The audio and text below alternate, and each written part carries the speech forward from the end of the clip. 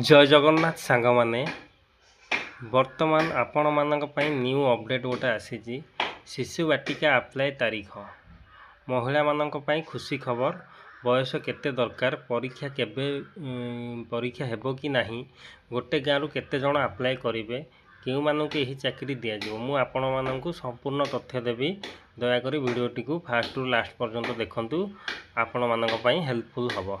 ठीक अछि तो डेरी न करी कि चलंतु वीडियोटी को स्टार्ट करिबा। तो प्रथमे आमे देखिबा शिशु बाटिका पई बयस सीमा केते। तो एटा आसीगला आपणकर मिनिमम एज होची आपणकर 18 मैक्सिमम एज होची आपणकर 40। तो आपणकर एटा आज पर गवर्नमेंट रूल अनुसार रही जिवो एही चाकरी पई एग्जाम हेबो कि नाही।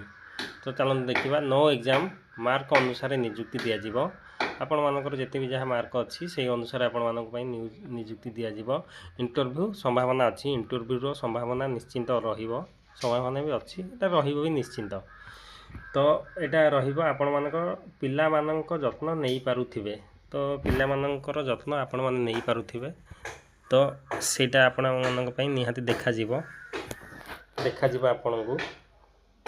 तो तापर आसी जिवो गोटे गाँव रु केते जण अप्लाई करिवे गोटे गाँव रु समस्ते आवेदन करि परिबे योग्यता आपण मानकर रहिबो +2 पास सबु जातिर पिला मानक पई एटा अछि समस्ते एटा पकई परिबे किछि असुविधा नाही जे कोनोसी जातिर भी हेले आपण माने एटा पकई परिबे।